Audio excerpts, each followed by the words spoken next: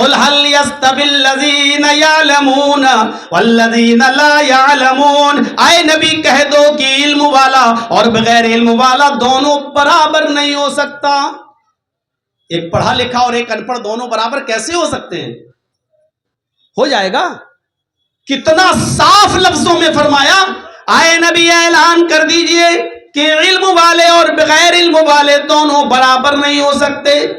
علم والوں کا مقام الگ ہے اور بغیر علم والوں کی حیثیت الگ ہے، دونوں برابر نہیں ہو سکتے، دونوں کو ایک مقام حاصل نہیں ہو سکتا ہے۔ ایک جگہ تو اللہ رب العالمین نے علم کو روشنی اور بے علمی کو اندھا پن سے تعبیر کیا ہے۔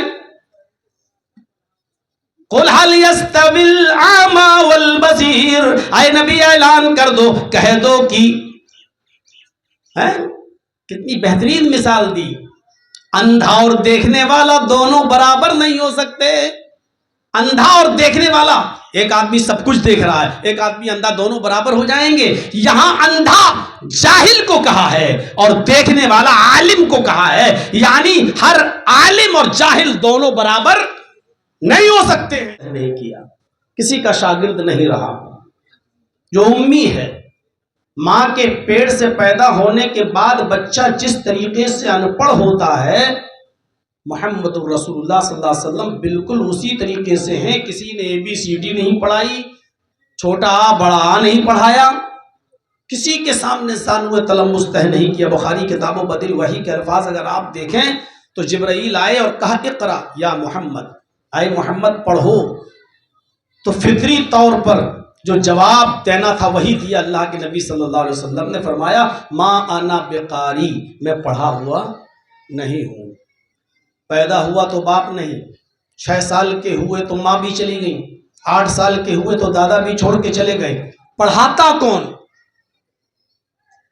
اور مکے کی تاریخ پر اگر آپ نظر ڈالیں تو جس وقت محمد ابن عبداللہ اپنے ماں کے پیٹ سے باہر آئے، اس وقت پورے مکے کے اندر صرف 17 یا 18 آدمی پڑھنا اور لکھنا جانتے تھے، بس۔ یہ عربوں کا مزاج تھا، ان کو امی رہنے میں، ان پڑھ رہنے میں فخر ہوتا تھا۔ وہ یہ کہتے تھے کہ جس طرح ماں کے پیٹ سے بچہ پیدا ہوتا وہ کچھ نہیں جانتا ہے، ہم بھی کچھ نہیں جانیں گے، کچھ نہیں سیکھیں گے۔ اس سے آپ اندازہ لگائیے کہ علم کا چراغ اس جگہ روشن ہو رہا ہے جس جگہ صرف 17 اور 18 آدمی لکھنا اور پڑھنا جانتے تھے، اور وہاں کہا جا رہا ہے اقرا یا محمد، اے محمد پڑھو۔ تو اللہ کے نبی نے فرمایا ما انا بقاری، میں پڑھا ہوا نہیں ہوں۔ اس کے بعد جبرائیل نے آپ کو پکڑا اور اپنے سینے سے لگایا اور زور سے دبایا، اتنی زور سے دبایا کہ اللہ کے نبی فرماتے ہیں لقد خشیت علی نفسی، مجھے ڈر لگا، مجھے محسوس ہوا کہ کہیں میری جان نہ چلی جائے۔ پھر چھوڑ دیا اور چھوڑ کے کہا اقرا یا محمد، اے محمد پڑھو۔ اللہ کے نبی فرماتے ہیں کہ ما انا بقاری، میں پڑھنا نہیں جانتا۔ پھر دبایا، پھر چھوڑا، پھر کہا اقرا یا محمد، پھر آپ نے وہی جواب دیا ما انا بقاری، میں پڑھا ہوا نہیں ہوں۔ چوتھی بار جبریل نے کہا کہ اقرا بسم ربک الذی خلق، پڑھو اس رب کے نام سے جس نے پیدا کیا۔ سب سے پہلی وحی جو آ رہی ہے وہ حصول علم سے تعلق رکھتی ہے۔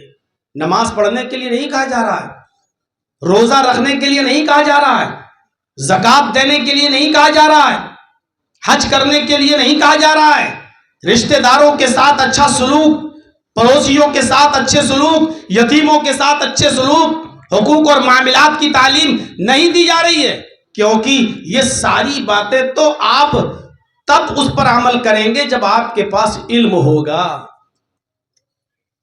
نماز تو آپ تب پڑھیں گے جب علم ہوگا، روزہ تو آپ تب رکھیں گے جب آپ کے پاس علم ہوگا۔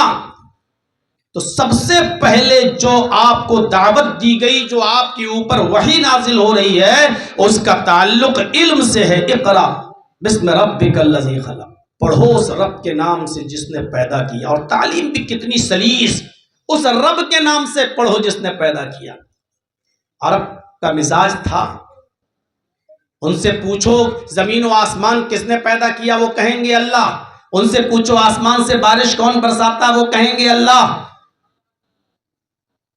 یہ سب وہ جانتے تھے، ان پڑھ ہونے کے باوجود وہ سپر پاور کو پہچانتے تھے۔ وہ کریٹر کو جانتے تھے، وہ جانتے تھے کہ کریٹر آف یونیورس کون ہے، پوری کائنات کا خالق کون ہے۔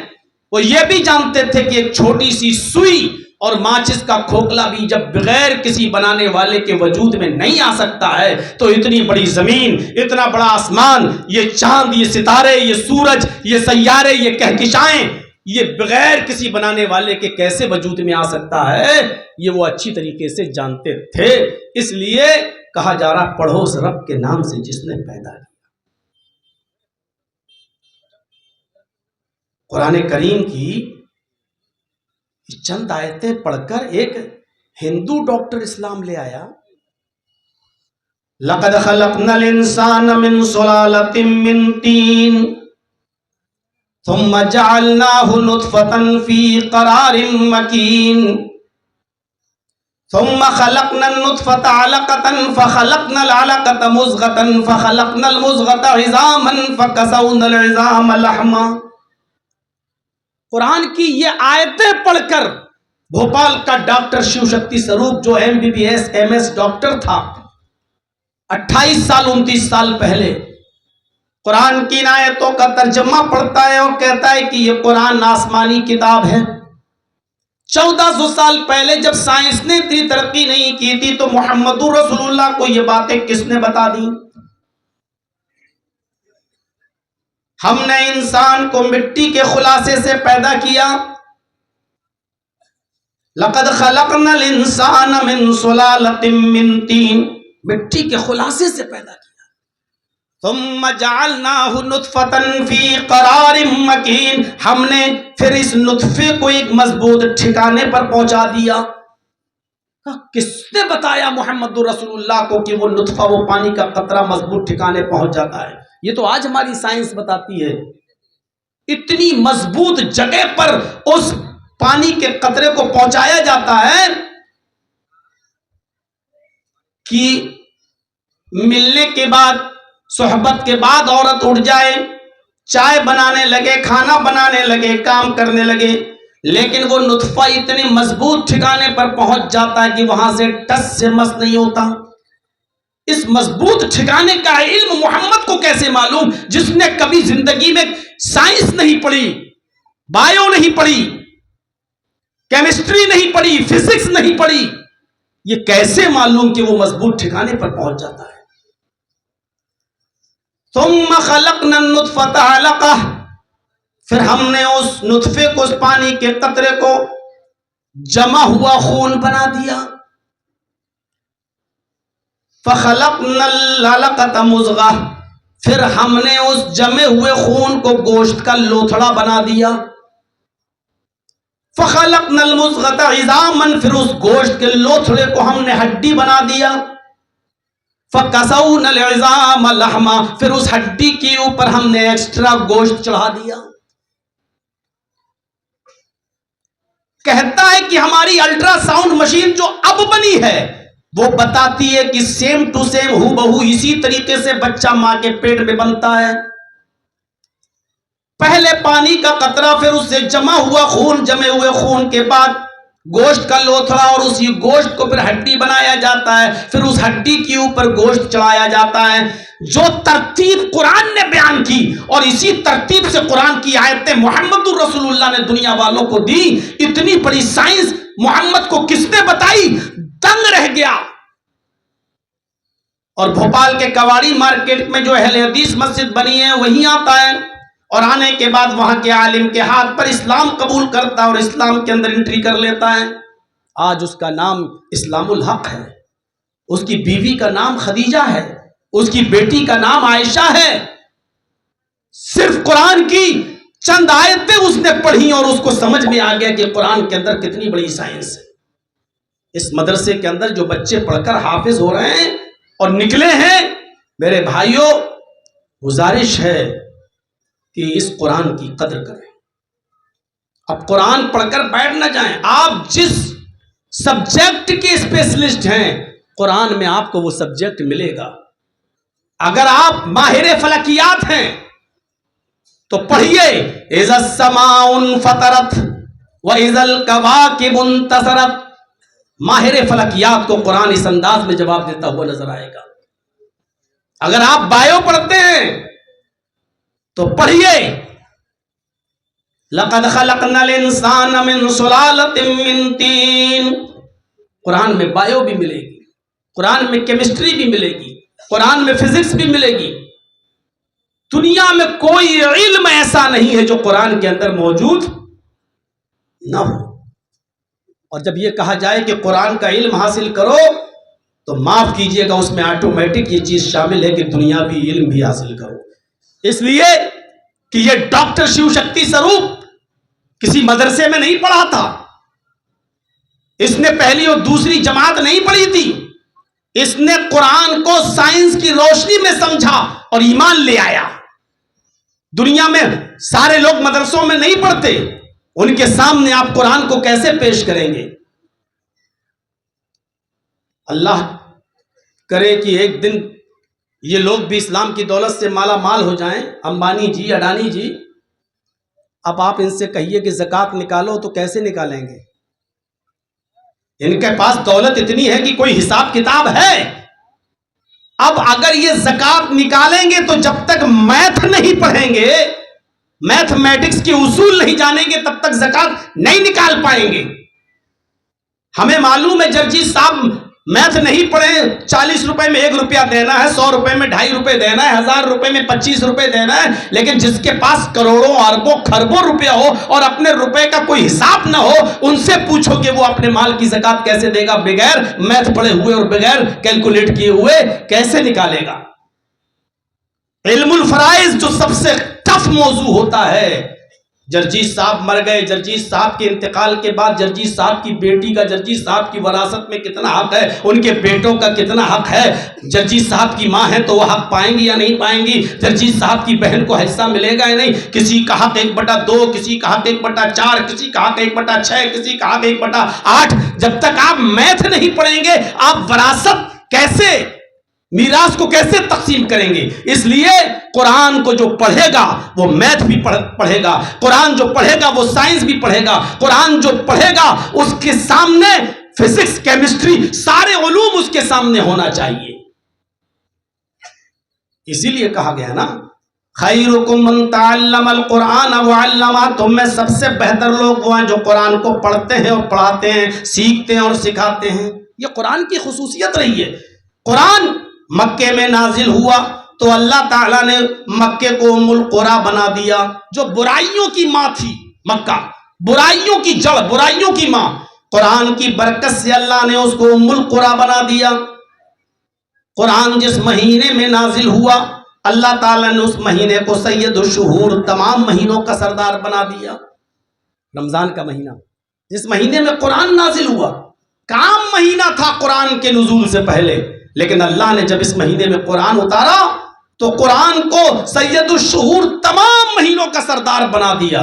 شہر رمضان الذی انزل فیہ القرآن، رمضان کا مہینہ وہ بابرکت مہینہ ہے جس مہینے کے اندر اللہ نے قرآن نازل کیا. قرآن رمضان کے مہینے کی جس رات میں نازل ہوا اللہ نے اس رات کی اہمیت کو بھی بدل دیا. لیلۃ القدر خیر من الف شہر، رمضان کی جس طاق رات میں قرآن نازل ہوا اللہ نے اس رات کو بھی اتنا عظمت والی رات بنا دیا کہ فرمایا 1000 مہینوں کی عبادت ایک طرف اور اس ایک رات کی عبادت ایک طرف. 1000 مہینوں کی عبادت سے زیادہ بہتر ہے. 1000 مہینوں کے سال بنائیے آپ، 12 سے ڈیوائیڈ کیجئے تو 83 یا 84، 83 یا 84 سال بن جاتے ہیں. یعنی ایک رات کا جاگ لینا 83 یا 84 سال کی عبادت کے برابر. یہ صرف قرآن کی برکت. جبرائیل کیا تھے؟ موسیٰ پر وحی لائے، داؤد علیہ السلام پر زبور لے کر آئے، لیکن ایک فرشتے تھے بس، اس سے بڑھ کر ان کی حیثیت نہیں تھی. لیکن اللہ تعالیٰ نے جب قرآن دے کر محمد رسول اللہ کے پاس جبرائیل کو بھیجا تو اللہ رب العالمین نے جبرائیل کو سید الملائکہ بنا دیا، تمام فرشتوں کا سردار بنا دیا. تمام فرشتوں کا سردار. صرف قرآن کی برکت سے اللہ نے جبرائیل کو سید الملائکہ بنا دیا. قرآن جس نبی پر اترا اللہ نے اس نبی کو امام الانبیاء بنا دیا. तमाम नबियों का इमाम, सैयद उलद आदम बना दिया, सारी कायनात का रसूल और सारी कायनात का पैगंबर बना दिया। इसीलिए यह भी अल्लाह के नबी ने फरमा दिया, जब कुरान सबकी हैसियतें बदलता है तो जो कुरान को पढ़ता है वो मामूली कैसे रह सकता है, और जो कुरान सीखता है वो मामूली कैसे हो सकता है। खैरुकुम मन तअल्लमल कुरान व अल्लमा, तुम में सबसे बेहतर लोग वो हैं जो कुरान को सीखते हैं और दूसरों को सिखाते हैं। इसका ये मतलब नहीं कि बायो पढ़ने वाले बेहतर नहीं है, इसका ये मतलब नहीं है कि केमिस्ट्री पढ़ने वाले बेहतर नहीं है। इन तमाम उलूम का सरचश्मा तो कुरान ही है। तो जिसमें सारे उलूम हैं वो है किताब कुरान, और इसीलिए कुरान की आजमत यह है कि जो इसको पढ़ता है, पढ़ाता है, सीखता है, सिखाता है, उससे बेहतर कोई मखलूक नहीं है, ये सबसे बेहतर इंसान है। इसलिए अपने बच्चों को कुरान पढ़ाइए, और कुरान के साथ साथ दुनियावी तालीम भी जरूरी है। दुनियावी तालीम से आप उनको कोरा मत रखिए। आज ऐसे भी बहुत से मदरसे हैं, मैं जानता हूं, पूरा हिंदुस्तान घूमता हूं, ऐसे मदरसे हैं जहां इंग्लिश आज तक नहीं रखी जाती है, हिंदी आज तक नहीं। वो कहते हैं कि नहीं, हम अपने बच्चों को सिर्फ दीनी तालीम देंगे। आज उन स्कूल और मदरसों से पढ़कर निकलने वाले बच्चे इतने बुरी नजरों से देखे जाते हैं कि स्टेशन पर रिजर्वेशन फार्म भरने के लिए दूसरों को पकड़ते हैं और कहते हैं साहब हमारा फार्म भर दीजिए क्योंकि हमने इंग्लिश नहीं पढ़ी है। आज उनको 8 साल और 10 साल मौलवियत पढ़ने के बावजूद भी उनको जाहिल करार दिया जाता है और उनको बुरी नजर से देखा जाता है। मेरे भाइयों, मदरसों के अंदर इंग्लिश भी स्ट्रांग होनी चाहिए, सारे उलूम पढ़ाए जाना जरूरी है। आप किसी से मेरा नजरियाती इख्तिलाफ तो हो सकता है, नजरियाती इख्तिलाफ तो हो सकता है। अभी शुमाइल नदवी की जो का मुनाजरा जो मंजर आम पर आया जावेद अख्तर से, उसकी इंग्लिश ने यह साबित कर दिया कि मदरसे वाले अगर इंग्लिश पढ़ाने पर आ जाएं तो इंग्लिश के मैदान में भी ये इतने अच्छे बच्चे अपने मदरसों से निकाल सकते हैं कि जावेद अख्तर जैसा दहरिया, उस जैसा बददीन, उस जैसा मेरे भाइयों मुनकिर खुदा, अल्लाह का मुनकिर, वो भी शस्त्र रह जाता है। जिसकी इंग्लिश पर अमेरिका शस्त्र रहता हो, यूके और यूएस में उसकी इंग्लिश के लिए डिक्शनरियां देखी जाती हो, इतना काबिल इंग्लिश में होने के बावजूद वो शुमाइल नदवी की एक अंग्रेजी नहीं समझ पा रहा है। आज जरूरत है मदरसों में ऐसे बच्चों की जो कुरान के साथ साथ इंग्लिश भी, क्यों जरूरत है इस्लाम को हर जबान में पहुंचाया जाए। जंगे बदर के अंदर बहुत जब 70 काफिर कैद किए गए तो रिश्तेदार उनके माले फिदिया देकर उनको छुड़ा ले गए। कुछ काफिर ऐसे बचे कि जिनके रिश्तेदारों पर माले फिदिया देने के लिए कुछ नहीं था। तो अल्लाह के नबी सल्लल्लाहु अलैहि वसल्लम ने फरमाया कि तुम लोग भी छोड़े जा सकते हो, लेकिन एक शर्त है, और वो शर्त यह है कि तुम में से हर एक आदमी मेरे 10 सहाबा को अबरानी जबान सिखलाएगा। 10 आदमी थे या 15 आदमी जो बाकी रह गए थे, अल्लाह के नबी ने कहा एक आदमी मेरे 10 सहाबा को अबरानी जबान सिखाएगा। 15 लोगों ने 150 लोगों को अबरानी जबान सिखलाई। फिर अल्लाह के नबी ने उनको छोड़ दिया कि जाओ तुम लोग अब आजाद हो, हमने तुमको रिहा कर दिया। अब ये 150 सहाबा को आपने उस शहर में भेजा जहां लोग इब्रानी जबान जानते थे, और आपने उनसे कहा कि जाओ अब इस्लाम की तालीम अबरानी जबान में दो, उनको कुरान अबरानी जबान में बतलाओ, उनको उनकी भाषा में, उनको उनकी लैंग्वेज में इस्लाम की दावत दो। आज जरूरत है मेरे भाइयों, हर जबान सीख कर हर जबान में इस्लाम का प्रचार करने की जरूरत है। अल्लाह के नबी हर फर्ज नमाज के बाद ये दुआ पढ़ा करते थे, और आप उमूमन ये दुआ पढ़ा करते थे, रब्बि ज़िदनी इल्मा, इलाहुल आलमीन मेरे इल्म में ज्यादती फरमा। ये वो हस्ती रब्बि ज़िदनी इल्मा की दुआ पढ़ रही है जिसने माँ के पेट से बाहर आने के बाद भी ज़ानुए तलम्मुस तय नहीं किया, जिसने ABCD नहीं पढ़ी, अलिफ बा ता सा नहीं पढ़ा। वो शख्स ये कह रहा है रब्बि ज़िदनी इल्मा, आय अल्लाह मेरे इल्म में ज्यादती अता फरमा। इल्म से ये मोहब्बत थी। ہر فرض نماز کے بعد جو دعائیں پڑھی جاتی ہیں ان میں ایک دعا اللہ کے نبی نے یہ بھی سکھلائی کہ یہ دعا پڑھا کرو، اللہم انی اسألک علما نافعا، اے اللہ میں تجھ سے سوال کرتا ہوں ایسے علم کا جو نفع بخش ہو، جو فائدے مند ہو، نفع بخش علم ہمیں تو عطا فرما۔ ایک علم نفع بخش بھی ہوتا ہے اور ایک علم ایسا ہوتا ہے کہ علم تو حاصل کر لیا لیکن نہ تو خود اس سے فائدہ اٹھایا جا رہا ہے نہ دوسرے اس سے فائدہ اٹھا رہے ہیں، نہ ہمیں فائدہ پہنچ رہا ہے نہ ہم دوسروں کو فائدہ پہنچا رہے ہیں۔ ایسے علم سے اللہ کے رسول نے پناہ بھی مانگی ہے اور دعا بھی سکھلائی ہے کہ تم یہ دعا مانگا کرو، اللہم انی اعوذ بک من علم لا ينفع، اے اللہ مجھے ایسے علم سے محفوظ فرما، ایسے علم سے نجات عطا فرما، ایسے علم سے دور کر جو نفع بخش نہ ہو، جو لوگوں کو نفع نہ پہنچاتا ہو۔ حفظ کر کے نکل گئے، اب ایسا نہ ہو کہ کالج کی زندگی میں جانے کے بعد اب قرآن آپ بھول جاؤ۔ اس قرآن کی حفاظت کریے گا، اللہ کی قسم بہت بڑی نعمت لے کر جا رہے ہو۔ اب علم کے دروازے آگے مزید کھلے ہوئے ہیں، بڑھاپے تک علم، میرے بھائیوں، علم کا دروازہ بند نہیں ہوتا ہے، آپ آخری وقت تک بھی علم حاصل کرتے رہیے۔ میں نے مولانا عبدالرؤف صاحب جھنڈا نگری رحمت اللہ علیہ کو دیکھا، آخری وقت میں عبدالرؤف صاحب جھنڈا نگری رحمت اللہ علیہ لکھنؤ کے ہاسپٹل میں ایڈمٹ تھے، لکھنؤ کے ہاسپٹل میں ایڈمٹ تھے۔ ڈاکٹروں نے بالکل ان کو منع کر دیا تھا کہ آپ اپنے ذہن پر زور نہیں دیں گے، آپ جو ہے بالکل آرام کریں گے اور ریسٹ کریں گے۔ ہم بھی اپنے کچھ ساتھیوں کے ساتھ جب ان سے ملنے کے لیے لکھنؤ گئے تو وہ اس وقت بھی کتاب ہاتھ میں لیے ہوئے تھے اور کچھ پڑھ رہے تھے چشمہ لگا کر۔ ہم لوگوں سے ملاقات کی اور پڑھ رہے ہیں، تھوڑی دیر کے بعد بھنک لگی کہ ڈاکٹر راؤنڈ پہ آ رہا ہے، انہوں نے جلدی سے کتاب بند کر کے تکیے کے نیچے اپنے پلوں کے نیچے رکھ لی۔ تو میں نے ہی ان سے پوچھا کہ مولانا آپ نے کتاب اندر کیوں رکھ لی؟ کا ڈاکٹر منع کرتا کہ آپ پڑھیے گا نہیں، کچھ نہیں کریے گا، آپ دماغ پہ زور مت دیجیے گا۔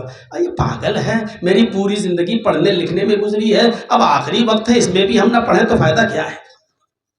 علم کا دروازہ آخری سانس تک بند نہیں ہوتا ہے میرے بھائی۔ جو پڑھنے میں منہمک رہتے ہیں وہ ڈاکٹر کے منع کرنے کے باوجود کتاب ان کے ہاتھ میں ہے، پڑھ رہے ہیں، وہ علم حاصل کر رہے ہیں۔ علم کا دروازہ آپ کے لیے کھلا ہے اور علم کی اہمیت کا اندازہ تو آپ اس بات سے لگا سکتے ہیں کہ علم وجدان سے، اس کی اہمیت کا پتہ وجدان سے چلتا ہے۔ کسی بھی آدمی سے آپ کہیے وہ جاہل ہو، پڑھا لکھا نہ ہو، اپنا سگنیچر بھی نہ کرنا جانتا ہو، انگوٹھا لگاتا ہو یا مہر لگاتا ہو، جس کو اپنا سگنیچر بھی کرنا نہ آتا ہو، ایسے جاہل آدمی سے آپ کہیے بالکل جاہل ہو تم، ابھی دیکھیے آپے سے باہر ہو جائے گا، تو جاہل، تیرا باپ جاہل، اپنی جہالت پہ اتر جائے گا، آپ کو گالیاں سنانے لگے گا، جبکہ وہ خود جانتا ہے کہ میں دستخط بھی نہیں کر پاتا ہوں، واقعی میں پڑھا لکھا نہیں، لیکن آپ اس کو جاہل کہہ کر دیکھ لیجئے، آپ اس سے کہتے ہیں تو بڑا جاہل ہے، غصے سے باہر ہو جائے گا۔ لیکن آپ ایسے جاہل سے آپ یہ کہیے کہ ماشاءاللہ آپ تو بڑے پڑھے لکھوں جیسی باتیں کر رہے ہیں، آپ کے پاس تو بڑا علم ہے، آپ کتنی اچھی بات کرتے ہیں یار، اچھے سے اچھا پڑھا لکھا، آپ ایسی بات نہیں کر پائے گا، تو کتنا خوش ہوگا، اس کا سینہ چوڑا ہو جائے گا۔ کیوں؟ آپ نے اس کی نسبت علم سے جوڑی ہے، علم سے۔ جاہل کو بھی اپنی نسبت علم کی طرف محبوب ہے، پسند ہے، جاہل بھی یہ چاہتا ہے کہ مجھے لوگ پڑھا لکھا کہیں، لوگ میری نسبت علم کی طرف جوڑیں۔ اور کسی پڑھے لکھے سے آپ جاہل کہتے پھر، ارے جاہل جاہل سن نہیں سکتا تو پڑھا لکھا کیسے سن لے گا جاہل؟ علم کی اہمیت کا اندازہ وجدان سے لگائیے، کسی جاہل کو بھی جاہل کہہ کے دیکھیے، وہ پسند نہیں کرے گا، اور کسی جاہل سے بھی کہہ کے دیکھیے آپ تو ماشاءاللہ بڑے پڑھے لکھے نظر آتے ہیں، آپ کے لیے اپنے دروازے کھول دے گا۔ آپ صرف کہیے کہ بہت پڑھے لکھے نظر آتے ہیں، روٹی نہیں پراٹھا کھلائے گا آپ کے لیے، اپنے بہت سی چیزوں کی قربانیاں دے دے گا، کیونکہ آپ نے اس کے لیے نسبت علم کی طرف کی ہے، اس کی نسبت۔ میرے بھائیوں، جس طرح روشنی ہوتے ہوئے بھی آنکھ دیکھتی ہے اور روشنی کے ختم ہو جانے کے بعد آنکھ دیکھنا بند کر دیتی ہے. آنکھ کا کام کیا ہے؟ دیکھنا. ہمیں سب دکھائی دے رہے ہیں دن میں، لیکن ابھی اندھیرا ہو جائے اور لائٹ نہ جلے تو کوئی نہیں دکھائی دے گا. یا رات میں جلسہ ہو رہا ہو، جنریٹر لگے ہوئے ہوں، لائٹیں جل رہی ہیں، جرجی صاحب کی نظر ہر جگہ پہنچ رہی ہے جہاں تک لوگ بیٹھے ہوئے ہیں، اچانک جنریٹر میں تیل ختم ہو جائے، پورا اندھیرا ہو جائے، کوئی نہیں دکھائی دے گا. صاحب کیوں نہیں دکھائی دے رہا؟ آنکھ تو کھلی ہے میری، اور آنکھ کا کام دیکھنے کا ہے. جب آنکھ کھلی ہے تو پھر دیکھ کیوں نہیں رہی ہے؟ اگر آنکھ کا کام دیکھنے کا ہے تو پھر آنکھ دیکھ کیوں نہیں رہی ہے؟ اس کا مطلب یہ ہوا کہ تنہا آنکھ نہیں دیکھ سکتی ہے، آنکھ کو بھی خارجی روشنی کی ضرورت ہے. آنکھ کو بھی ایک روشنی کی ضرورت ہے دیکھنے کے لیے. میرے بھائیوں، جس طرح آنکھ خارجی روشنی کے بغیر کسی کو نہیں دیکھ سکتی ہے، اس کو بھی باہری روشنی کی ضرورت ہے، یا تو سورج کی یا لائٹ کی روشنی، تبھی آنکھ دیکھنے کا کام کرتی ہے. ایسے ہی تنہا دماغ کافی نہیں ہے. اللہ نے ہر انسان کو دماغ دیا ہے، سب کو دماغ دے کر بھیجا ہے، لیکن یہ تنہا دماغ کافی نہیں ہے. جیسے آنکھ کو باہری روشنی کی ضرورت ہے، ایسے ہی اس دماغ کو بھی علم کی ضرورت ہے. اس دماغ کو بھی علم کی ضرورت ہے. اور اسی لیے قرآن نے مثالیں پیش کی ہیں. قُلْ هَلْ يَسْتَوِي الَّذِينَ يَعْلَمُونَ وَالَّذِينَ لَا يَعْلَمُونَ. اے نبی کہہ دو کہ علم والا اور بغیر علم والا دونوں برابر نہیں ہو سکتا. ایک پڑھا لکھا اور ایک ان پڑھ دونوں برابر کیسے ہو سکتے ہیں؟ ہو جائے گا. کتنا صاف لفظوں میں فرمایا. اے نبی اعلان کر دیجئے کہ علم والے اور بغیر علم والے دونوں برابر نہیں ہو سکتے. علم والوں کا مقام الگ ہے اور بغیر علم والوں کی حیثیت الگ ہے. دونوں برابر نہیں ہو سکتے، دونوں کو ایک مقام حاصل نہیں ہو سکتا ہے. ایک جگہ تو اللہ رب العالمین نے علم کو روشنی اور بے علمی کو اندھا پن سے تعبیر کیا ہے. قُلْ هَلْ يَسْتَوِي الْأَعْمَى وَالْبَصِيرُ. اے نبی اعلان کر دو، کہہ دو کہ کتنی بہترین مثال دی. اندھا اور دیکھنے والا دونوں برابر نہیں ہو سکتے. اندھا اور دیکھنے والا، ایک آدمی سب کچھ دیکھ رہا ہے، ایک آدمی اندھا، دونوں برابر ہو جائیں گے؟ یہاں اندھا جاہل کو کہا ہے اور دیکھنے والا عالم کو کہا ہے. یعنی ہر عالم اور جاہل دونوں برابر نہیں ہو سکتے ہیں. اس لیے میرے پیارے ساتھیوں اور دوستوں، عزیزوں، بزرگوں، اپنے بچوں کو علم کی طرف رغبت دلائیے، ان کو علم سے جوڑیے، اور علم کے ساتھ ساتھ، دینی علم کے ساتھ ساتھ ان کو دنیاوی علم سے بھی لیس کرائیے. آج کے اس دور میں دنیاوی علم بہت ضروری ہے. دینی علم کے ساتھ ساتھ، دینی علم کے ساتھ ساتھ مدرسے اس ٹائپ کے قائم کیجئے جس میں دین بھی ہو اور دنیا بھی ہو. آپ کے بچے عالم بننے کے بعد، فاضل بننے کے بعد قوم کے محتاج نہ رہیں. وہ بڑے سے بڑے کمپنیوں میں اپنی جاب لے کر اور بڑے سے بڑے میدان میں اتر کر ڈاکٹر، انجینئر، یہ سب بن کر وہ اپنے گھر کا گزر بسر بھی کریں اور دین کی دعوت و تبلیغ کا فریضہ بھی انجام دیں. آج ایسے لوگوں کی ضرورت ہے. اقبال صاحب تو بنات بھی چلاتے ہیں ماشاءاللہ. جہاں علم لڑکوں کے لیے ضروری ہے وہیں لڑکیوں کے لیے بھی ضروری ہے.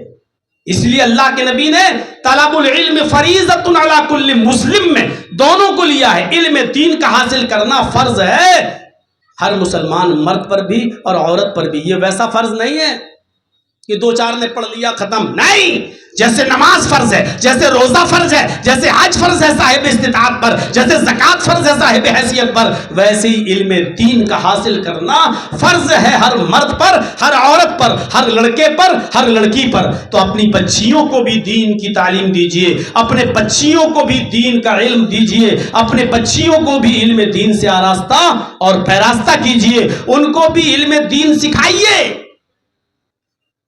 کیونکہ اللہ کے نبی صلی اللہ علیہ وسلم نے فرمایا جس کی 3 لڑکیاں ہوں گی، بیٹیاں یا بہنیں، اس نے ان کو پڑھایا ہوگا، لکھایا ہوگا اور اچھا ادب سکھایا ہوگا اور دیندار گھرانوں میں اچھے دیندار لڑکوں سے ان کی شادی کرتی ہوگی تو اللہ کے نبی فرماتے ہیں کہ وہ ان کے کفیل، ان کے ذمہ دار، ان کے باپ، ان کا بھائی قیامت کے دن میرے ساتھ ایسے ہوگا جیسے یہ دونوں انگلیاں آپس میں ملی ہوئی ہے۔ پھر آپ نے فرمایا جس کی 2 بیٹیاں ہوں گی اس نے ان کو بھی پڑھایا لکھایا ہوگا، دین سکھایا ہوگا اور اچھی جگہ نکاح کر دیا ہوگا، وہ بھی میرے ساتھ جنت میں۔ پھر آپ نے فرمایا اگر ایک بیٹی ہے تو اس کو بھی لکھاؤ پڑھاؤ اور اچھی جگہ اس کی شادی کرا دو، وہ بھی میرے ساتھ جنت میں ہوگا۔ یہ لڑکیوں کی تعلیم کے سلسلے میں کہا۔ ایک لڑکا جب عالم بنتا ہے اس کی اپنی اصلاح ہوتی ہے، ایک لڑکی جب عالمہ اور فاضلہ بنتی ہے تو پورے خاندان کی اصلاح کی ضامن ہوتی ہے، وہ پورے خاندان کی اصلاح کا ذریعہ بنتی ہے، کیونکہ بچوں کی تربیت گھر سے ہوتی ہے۔ آپ کتنی بھی یونیورسٹی میں اپنے بچوں کو پڑھا لیں، ایسے کتنے اسکول اور کالج ہیں جہاں ایم کام بی کام کرنے کے بعد لڑکے نکلتے ہیں، پڑھتے ہیں، نکلتے ہیں، لیکن آج ان یونیورسٹیز سے پڑھ کر نکلنے والے ہزاروں لوگوں کو آپ نے دیکھا ہوگا اسٹیشن پر یا بس اسٹینڈ پر یا کنارے کھڑے ہو کر پینٹ کی چین کھول کر کھڑے ہو کر پیشاب کرتے ہوئے۔ بہت سے لوگوں کو آپ نے دیکھا ہوگا اسکول میں پڑھائی تو ہو گئی لیکن تربیت نہیں مل پائی، کالجز میں پڑھائی تو ہو گئی لیکن تربیت نہیں مل پائی۔ نیپولین اکثر کہتا تھا کہ مدرس لیپ از فرسٹ کالج فار چلڈرن، ماں کی گود یہ بچے کا پہلا مدرسہ ہے۔ بچہ ماں کی گود سے تربیت حاصل کر کے نکلتا ہے۔ عبد القادر جیلانی بغدادی کا واقعہ ہم نے 4th کلاس میں پڑھا تھا، اب تو خیر ہٹا دیے گئے وہ کورس سے وہ چیزیں، کہ وہ قافلے کے ساتھ جا رہے تھے اور ڈاکوؤں نے جب لوٹا پورے قافلے کو لوٹ لیا، اور جب اس 12 سال کے بچے سے پوچھا کہ تمہارے پاس بھی کچھ ہے تو اس نے کہا ہاں 40 اشرفیاں ہیں۔ کہاں ہیں؟ میرے کوٹ میرے کرتے کے استر میں سلی ہوئی ہیں۔ پھاڑ کے دیکھا تو 40 اشرفیاں نکلی۔ ڈاکوؤں کے سردار نے پوچھا کہ تم نے آخر بتا کیوں دیا؟ یہ تو چھپی ہوئی تھی، ہم تو یہاں تک پہنچ بھی نہیں سکتے تھے، پھر تم نے بتا کیوں دیا؟ اس 12 سال کے بچے نے جواب دیا کہ میری ماں نے چلتے وقت نصیحت کی تھی کہ بیٹے حالات کتنے بھی خراب ہو کبھی جھوٹ مت بولنا، ہمیشہ سچ کا سہارا لینا، اس لیے میں نے اپنی ماں کی نصیحت کو پکڑا اور جب آپ نے پوچھا تو میں نے وہی جواب دیا جو میری ماں نے مجھے سکھایا۔ اس کا اثر ڈاکوؤں کے سردار پر یہ پڑا کہ سب کا لوٹا ہوا مال واپس کر دیا اور کہا کہ یہ بچہ اپنی ماں کا اتنا کہنا مانتا ہے اور ہم تو اپنے رب کا کوئی کہنا نہیں مانتے ہیں۔ توبہ کیا، سب نے استغفار کیا، توبہ کیا اور سب کا لوٹا ہوا مال واپس کر کے دین کے راستے پہ آ گئے، نمازی بن گئے، روزے دار بن گئے۔ میرے پیارے ساتھیوں، ایسی ماں مدرسوں سے نکلے گی، ایسی ماں تیار ہوگی مدرسے کی تعلیم سے۔ اس لیے اپنی بچیوں کو دینی تعلیم سے آراستہ اور پیراستہ کریے تاکہ آپ کی بیٹیاں آگے چل کر ایسی ماں بن کر نکلیں۔ ماں کر تربیت۔ سلطان ڈاکو کو جب پھانسی دی گئی نا، پھانسی، تو اس سے پوچھا گیا کہ آخری تمنا کیا ہے؟ کہا کہ میری آخری تمنا ہے کہ مجھے میری ماں سے ملوایا جائے۔ جب ماں کو بلوایا گیا، کہا لو ملاقات ہو گئی، اب بھی کوئی تمنا ہے؟ کہا ہاں۔ کہا کیا؟ کہا مجھ سے پہلے میری ماں کو پھانسی دو۔ کہا کیوں؟ کہا کہ جب میں 5 سال کا تھا تو سب سے پہلے میں ایک انڈے کی دکان پر گیا تھا، میں پیسہ لے کر گیا تھا، میں نے انڈے والے سے انڈا لیا لیکن اس کو پیسہ نہیں دیا۔ انڈے والے نے کہا پیسے؟ میں نے کہا ابھی تو دیا تھا۔ اس نے سوچا بچہ ہے جھوٹ تھوڑی بول رہا ہے، اور وہ پیسہ بچا کر میں واپس آ گیا، میں نے اپنی ماں کو انڈا دیا، پھر وہ پیسے بھی۔ ماں نے پوچھا بیٹے پیسہ؟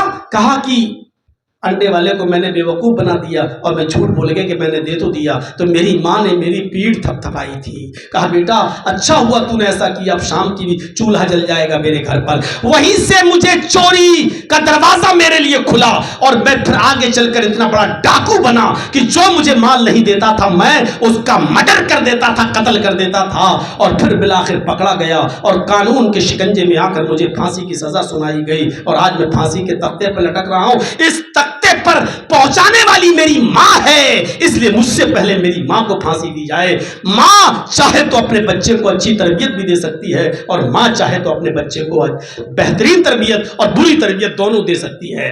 میرے بھائی جو مسند احمد میں ایک واقعہ نقل کیا گیا ہے کہ ایک صحابیہ جس کے گھر میں جب بچہ پیدا ہوا تو وہ بچہ جب بھی پیشاب کرتا تھا، وہ بچہ جب بھی پیشاب کرتا تھا، ماں اس کی شرمگاہ پر پانی کا ایک لوٹا ڈال دیتی تھی۔ بچے نے جب بھی پیشاب کیا ماں نے پانی ڈال دیا۔ جب وہ بچہ چلنے کے لائق ہوا، پہلا دن تھا اس بچے کے چلنے کا، جیسے ہی وہ بچہ چلنے کے لائق ہوا تو اس کو پیشاب لگا تو اس نے پانی اٹھایا اور نالی کے کنارے جا کر بیٹھ گیا اور پیشاب کیا۔ اس کو معلوم نہیں استنجا کیسے کیا جاتا ہے، اس کو پتہ نہیں شرمگاہ کس ہاتھ سے پکڑی جاتی ہے اور پانی کس ہاتھ سے ڈالا جاتا ہے، اس کو ابھی کچھ بھی نہیں معلوم۔ بس اس نے ماں کو دیکھا تھا کہ میری شرمگاہ پر پانی ڈالتی ہے، اس نے پیشاب کیا اور پانی اپنی شرمگاہ پر ایسے ہی ڈال لیا۔ ماں دور سے یہ منظر دیکھتی ہے، نظریں آسمان پہ ڈال کے کہتی ہے اللہ میں کامیاب ہو گئی، میں اپنے بچے کو جو تربیت دینا چاہتی تھی میں نے اپنے بچے کو وہ تربیت دے دی، اب میری موت بھی آ جائے تو مجھے پرواہ نہیں، میں اپنے بچے کو جو سکھانا چاہتی تھی میں نے اپنے بچے کو وہ سکھا دیا۔ یہ مائیں تھی جو اپنے بچوں کو بچپن سے یہ تربیت دیا کرتی تھی۔ آج ہماری مائیں پینٹ کی چین کھول کر اپنے 8 سال اور 7 سال اور 6 سال کے بچوں کو بھی کہتی بیٹا یہاں کھڑے ہو کے پیشاب کر لے۔ یہ مائیں کیا تربیت دیں گی اپنی اولاد کو؟ اس لیے اچھی ماں، اچھی بیٹی اور اچھی بہن ان مدرسوں میں ملے گی، اور ان مدرسوں کی تعلیم کا نظام بھی میرے بھائیوں دین کے ساتھ ساتھ دنیاوی بھی ہونا چاہیے۔ 5:25 یا 32 پر اذان کا وقت ہے، 10 منٹ باقی رہ گئے ہیں، ہمیں اور آپ کو وضو بنا کر بھی مسجد میں جانے کی تیاری کرنا ہے۔ اس لیے علم کے موضوع پر یہ چند باتیں میں نے جو آپ کے سامنے رکھی ہیں، ایک اچھا میسج لے کر ہم اور آپ یہاں سے اٹھیں اور اپنے بچوں کو دینی تعلیم دیں۔ اللہ رب العالمین اس ادارے کو دن دونی رات چوگنی ترقی عطا فرمائے، نظر بد سے بچائے، ہمیں اپنے بچوں کو دینی تعلیم سے لیس ہونے کی توفیق کرانے کی توفیق عطا فرمائے، ہمارے بچوں کو دین کے ساتھ ساتھ دنیاوی علم سے بھی